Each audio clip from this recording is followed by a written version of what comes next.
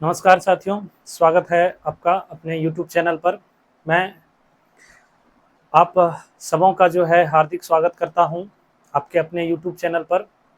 साथियों, गौरतलब है कि हमारे पास भले ही जो है डिजिटल बोर्ड ना हो, परंतु हमारा कंटेंट बेहतर बनाने का प्रयास है और बेहतर करने का प्रयास भी है।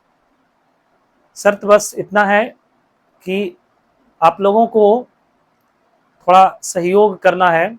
साथियों, ध्यान रखेंगे कि कंटेंट पर फोकस करना है, ना कि डिजिटल बोर्ड पर या अन्य कोई चीज़ों पर। भले ही हमारे पास सुविधाएं कम है, परंतु उनको बेहतर करने का प्रयास मेरा जारी है और इस प्रयास को सफल बनाने में साथ आप ही दे सकते हैं। चलिए बात करते हैं आज के टॉपिक पर।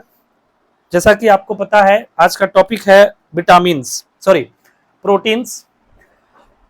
प्रोटीन जो है आज के टॉपिक की बात करेंगे। प्रोटीन जो है किस भाषा का शब्द है, तो ग्रीक भाषा का शब्द है। प्रोटीन किस भाषा का शब्द है, तो ग्रीक भाषा का शब्द है। प्रोटीन ग्रीक भाषा प्रोटियोस से बना है, यानी प्रोटीन शब्द की उत्पत्ति जो है ग्रीक भाषा के प्रोटियोस से हुई है, जिसका जो है मीनिंग क्या होता है, सर्वोच्च महत्व। सर्वोच्च महत्व बहुत ही ज्यादा इंपॉर्टेंट, ठीक है। प्रोटीन शब्द जो है किसके द्वारा दिया गया, तो प्रोटीन शब्द अगर पूछेगा कि किसके द्वारा दिया गया, तो प्रोटीन शब्द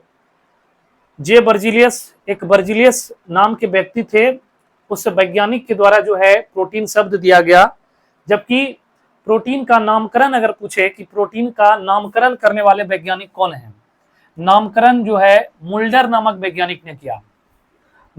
प्रोटीन का नामकरण किस वैज्ञानिक के द्वारा किया गया, तो मुल्डर नामक वैज्ञानिक के द्वारा प्रोटीन का नामकरण किया गया। जबकि प्रोटीन शब्द अगर पूछे किसके द्वारा दिया गया, तो जे बर्जिलियस के द्वारा गया।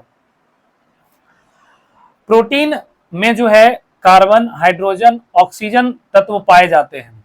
कौन कौन से तत्व जो है प्रोटीन में पाए जाते हैं, तो कार्बन, हाइड्रोजन और ऑक्सीजन तत्व प्रोटीन में पाए जाते हैं। इसके अलावे प्रोटीन में जो है iodine, sulphur, iron, phosphorus, zinc और मैग्नीज जैसे तत्व भी मिलते हैं।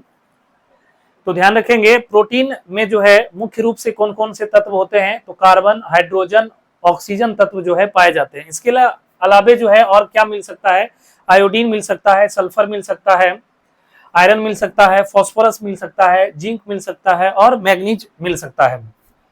प्रोटीन की स्रोत की बात करें तो प्रोटीन सोयाबीन, मशरूम, अंडा, दाल, मांस, इसके अलावे दूध और दूध के उत्पाद में भी पाए जाते हैं। दूध और दूध के बने उत्पाद जैसे पनीर में भी जो है प्रोटीन पाए जाते हैं। प्रोटीन हमारे शरीर में प्रोटीन का कार्य क्या होता है, तो प्रोटीन के कार्य की बात अगर करें तो हमारे शरीर में प्रोटीन क्या करता है, हमारे शरीर की वृद्धि और विकास में मदद करता है। तो हमारे शरीर में जो है ग्रोथ एंड डेवलपमेंट का कार्य कौन करता है, तो प्रोटीन करता है। प्रोटीन हमारे शरीर में मांसपेशियों के निर्माण में जो है मदद करता है। प्रोटीन यानी कि हमारे शरीर में मांसपेशियों का जो निर्माण हो पाता है वह किसकी मदद से हो पाता है, तो प्रोटीन की मदद से हो पाता है। इसके अलावा इंपॉर्टेंट फैक्ट कि प्रोटीन जो है जीव द्रव्य, कोशिका का एक भाग होता है जीव द्रव्य, जिसको इंग्लिश में साइटोप्लाज्म कहा जाता है। यह साइटोप्लाज्म मुख्य रूप से किससे निर्मित होता है, तो जीव द्रव्य के निर्माण में जो है कौन भाग लेता है, तो ध्यान रखेंगे प्रोटीन। तो प्रोटीन हमारे जीव द्रव्य के जो है निर्माण के लिए बहुत ही महत्वपूर्ण पदार्थ होता है। इसके अलावा प्रोटीन जंतु के शरीर में जो है हार्मोन तथा एंजाइम, यानी हमारे शरीर में, मानव शरीर में या अन्य जंतुओं के शरीर में जो हार्मोन और एंजाइम बनते हैं, किस कार्बनिक यौगिक के कारण बनते हैं, तो प्रोटीन के कारण बनते हैं। तो प्रोटीन कार्बनिक यौगिक तो है, प्रोटीन हमारे शरीर में क्या करता है, एंजाइम के निर्माण में मदद करता है और हार्मोन के निर्माण में मदद करता है। तो प्रोटीन हमारे शरीर में एंजाइम और हार्मोन्स के निर्माण में भी मदद करता है।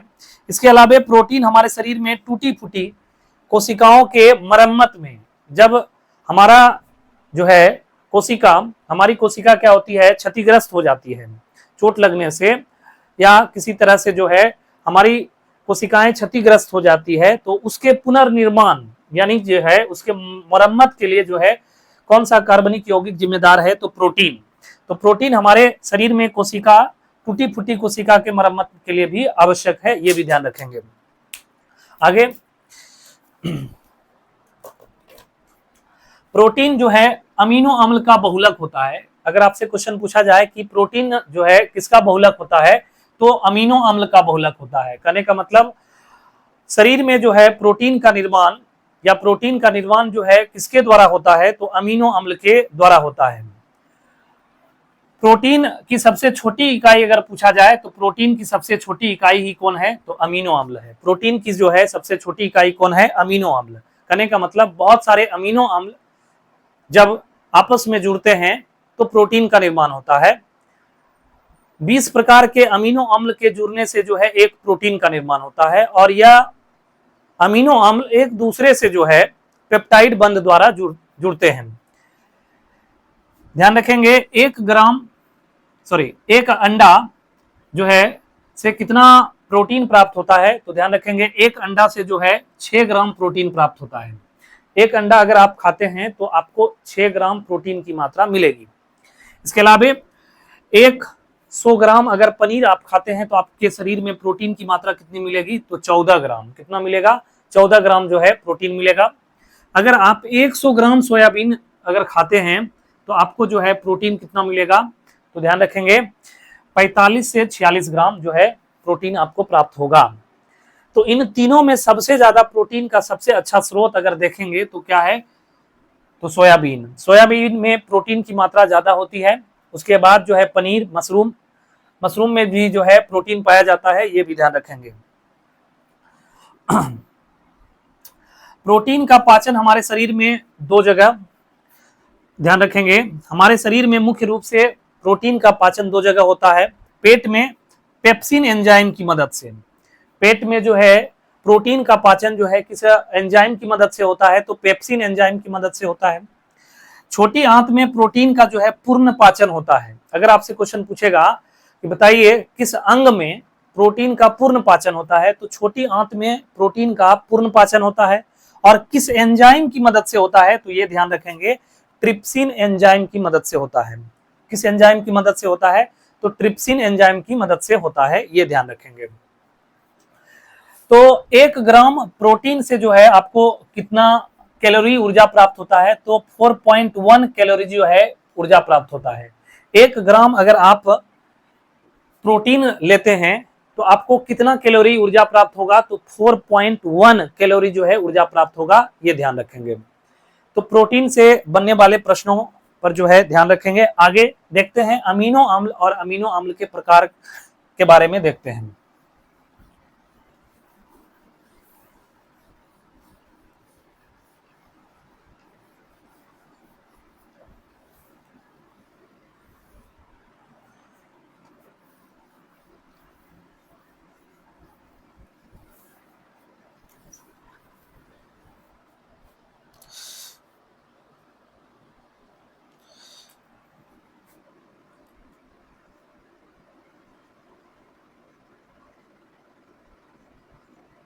अमीनो एसिड,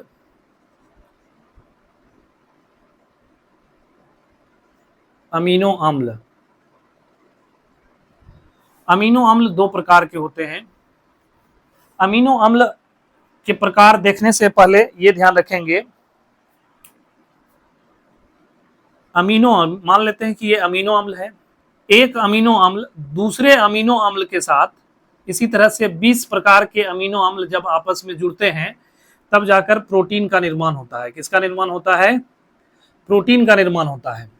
और एक अमीनो अम्ल दूसरे अमीनो अम्ल से जो है किस बंधन द्वारा जुड़ते हैं, तो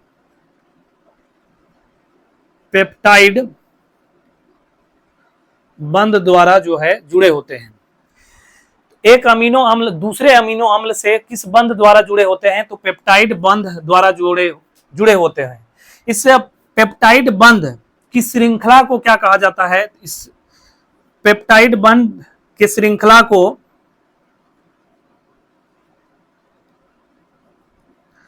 पॉलीपेप्टाइड कहा जाता है। क्या कहा जाता है? पॉलीपेप्टाइड कहा जाता है।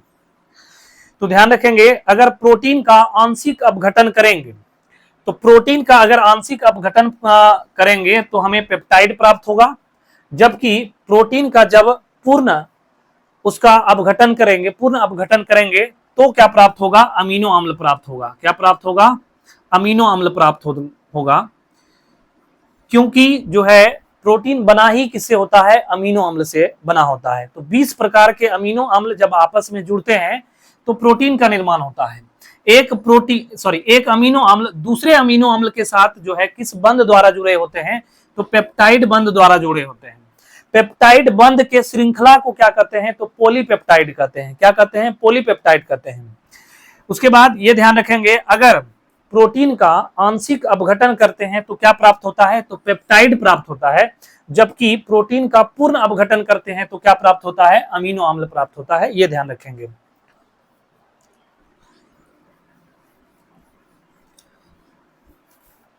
अमीनो अम्ल दो प्रकार के होते हैं। अमीनो अम्ल कितने प्रकार के होते हैं? दो प्रकार के होते हैं। एक होता है तात्विक अमीनो अम्ल। एक क्या होता है? तात्विक अमीनो अम्ल।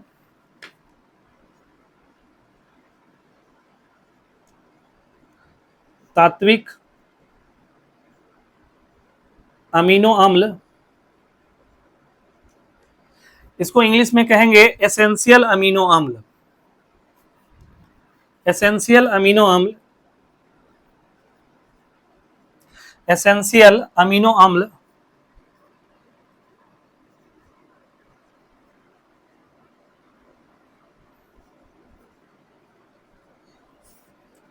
और एक होता है अतात्विक अमीनो अम्ल। अतात्विक अमीनो अम्ल non essential non essential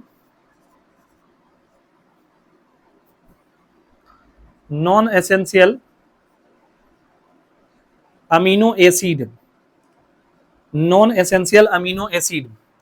essential amino acid और नॉन एसेंशियल अमीनो एसिड में क्या अंतर है? एसेंशियल अमीनो एसिड और नॉन एसेंशियल अमीनो एसिड में क्या अंतर है? ये ध्यान रखेंगे। वे अमीनो अम्ल जिसे भोजन के रूप में हम ग्रहण करते हैं, वे अमीनो अम्ल जिसे हम भोजन के रूप में ग्रहण करते हैं, यानी फूड के माध्यम से हम अपने शरीर में ग्रहण करते हैं, उसे हम तात्विक अमीनो अम्ल कहेंगे। यानी वे अमीनो अम्ल जो किससे प्राप्त होता है? भोजन से प्राप्त होता है। वे अमीनो अम्ल जो भोजन द्वारा जो है प्राप्त होता है, उसे हम तात्विक अमीनो अम्ल कहते हैं। क्या कहते हैं? उसे तात्विक अमीनो अम्ल कहते हैं। और तात्विक अमीनो अम्ल की संख्या, तात्विक अमीनो अम्ल की संख्या क्या होती है? 9 होती है। क्या होती है? 9 होती है। अब इस तात्विक अमीनो अम्ल की उदाहरण की बात करें तो सोयाबीन, पनीर, मशरूम, हरी साग सब्जियां जिसमें जो है प्रोटीन पाए जाते हैं, पनीर हो गया, मशरूम हो गया, मांस मछली हो गया, अंडा हो गया, मशरूम हो गया, ये सब जो है तात्विक अमीनो अम्ल की श्रेणी में आएगा। क्यों? क्योंकि इसे जो है हम भोजन के माध्यम से अपने शरीर में ग्रहण करते हैं। और तात्विक अमीनो अम्ल की संख्या जो है 9 होती है। अगर वो तात्विक अमीनो अम्ल की बात करें, वह अमीनो अम्ल जिसका निर्माण शरीर स्वयं करता है, यानी शरीर के अंदर स्वतः बनता है, शरीर के अंदर